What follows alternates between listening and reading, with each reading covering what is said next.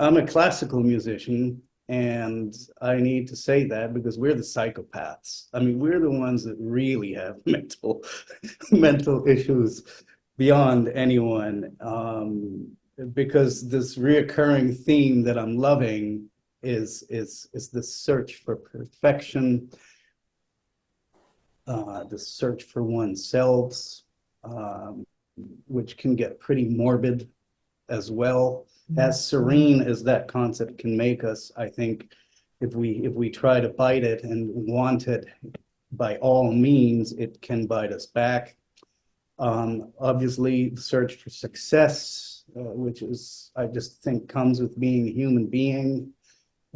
Fortunately or unfortunately, the balance would be nice, but I mean, this hunger for success equals validation. I think Boo talked about it at the beginning. Um, I mean, all those elements, which technically could be very positive in our growth, happen to then all together be these small poisons that when they then take over, they, I don't, for lack of, you're all such good speakers. I mean, they ruin us. They hurt us more than ruin us. And before we know it, and many times, I mean, I'm talking as artists, as performers, we wake up with it because of somebody like Ruth or because of some kind of awakening. We wake up and the monster is too big in a lot of cases, which means that the fight is bigger. I mean, the battle towards serenity is bigger. And I mean, maybe battle is the wrong word, because it's just a path, a journey towards serenity that we're looking for. But when the monster is big, then it's just a lot more of a path, and it's more uphill, and it's raining all the time, and it's snowing, and fire is falling on us, and it seems impossible. And then it's just a lot more of a path, and it's more uphill, and it's raining all the time, and it's snowing, and fire is falling on us, and it seems impossible. And then it's just a lot more of a path, and it's more uphill, and it's raining all the time, and it's snowing, and fire is falling on us, and it seems impossible. And then it's just a lot more of a path, and it's more uphill, and it's raining all the time, and it's snowing, and fire is falling on us. Into right where I was at my festival, and by working music together and then sitting at the dinner table, immediately connecting on all these issues, was how we couldn't stop talking about all of this. So all these quotes came to mind. I'm a big reader. This is how we started talking. I'm a big reader, and I can't wait to read your books, because any day that I come away with a new book suggestion is a good day. But I think the search for perfection comes from, it's sort of what I'd like to address, comes from, especially as a classical musician, comes from the fact that when a wrong note happens, let's say our craft as classical musicians is reproducing the same damn notes exactly how they are by the composer, in many cases for 300, 400, 500 years, yet searching to bring our story, our particular emotion to those same notes for 400 years. And that's where the challenge is, and that's where this really, really big monster of we must play perfectly, because that's what the page says, comes from, and it's very intimidating. In modern times, unfortunately, we read music, in the further back we go, the more the classical musicians, as we think of it today, that term isn't even right anymore, was more of what the jazz musician is today, the folk musician. They wrote and played their music. They heard it and they actuated it. The search for perfection, to me, comes with the misunderstanding that it's about us, like Daniel was saying. The misunderstanding that if I play perfectly, I am showing you that I'm cool, that I'm the best, that I didn't make mistakes, the guy next to me did, and therefore I am successful, therefore I get paid more. You can think of it financially, you can think of any way or form. Is our way to express ourselves. It's the way we speak as musicians.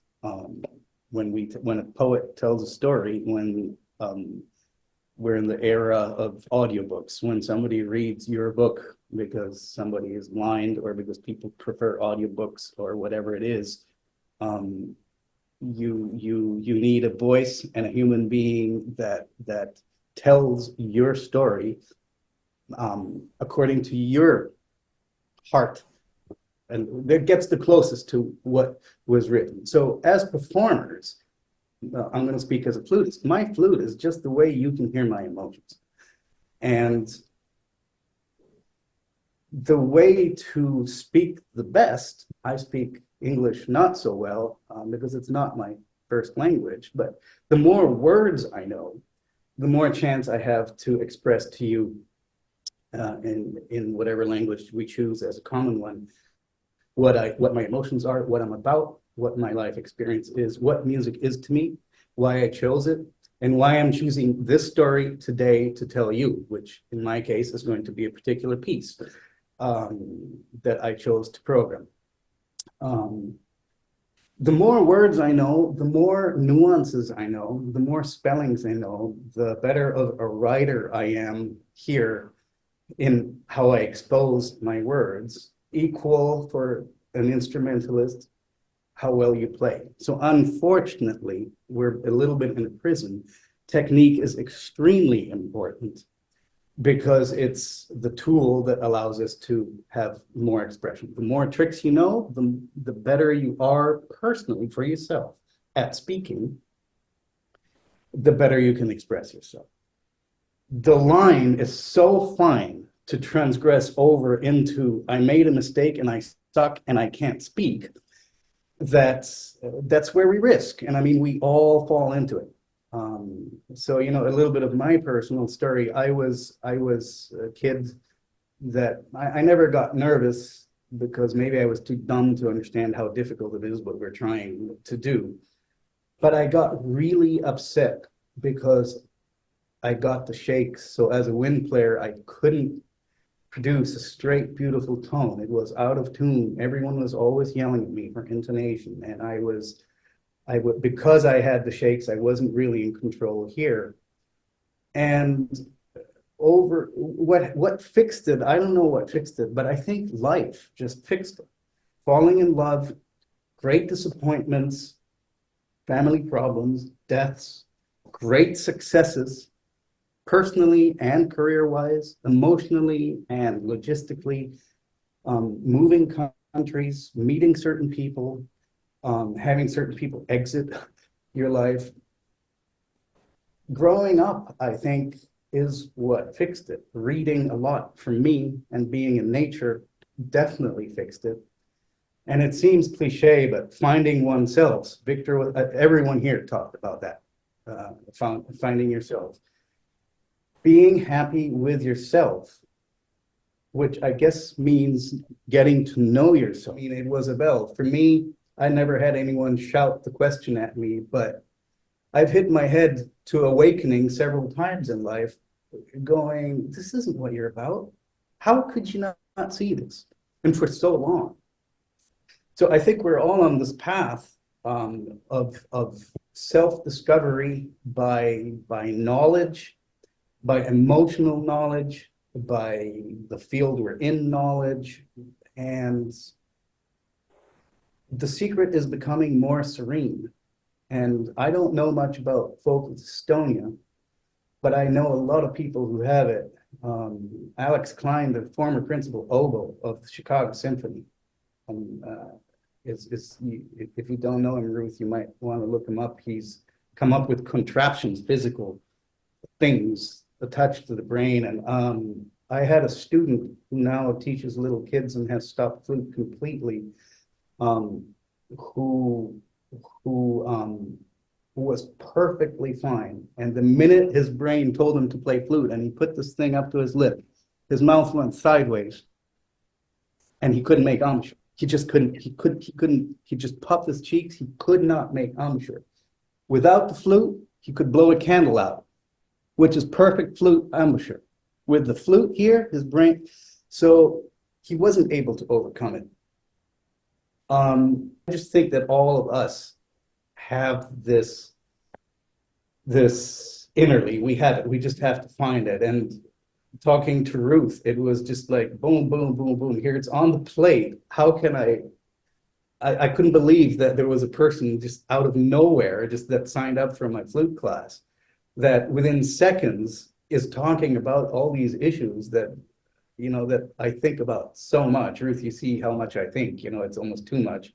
I'm not a writer. I mean, I write for myself, but I wish I could express in writing and organize all these ideas. But I mean, I just think that this is how we serenely get away from this battle searching for perfection, which ruins everything. It ruins our vision. It ruins our emotion. It ruins our poetry we have inside. It ruins who we are because it doesn't show it. It doesn't ruin it. It doesn't allow us to show who we are.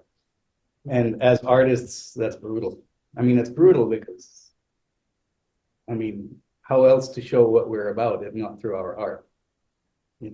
That's my 2 cents. But I'm so inspired by what the warmth and what you've been saying, and it's just I wanted to like hit the bell every 2 seconds. Yeah, yeah.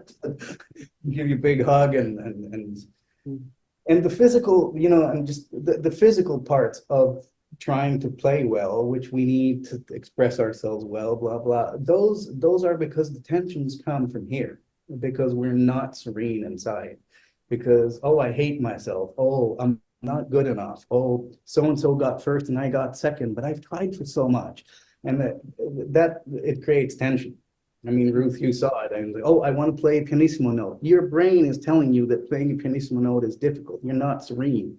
You tense up, right? I'm just talking as a flutist now. This passage is hard because I'm looking at the page. Everyone's messed it up in history, and I'm going to too.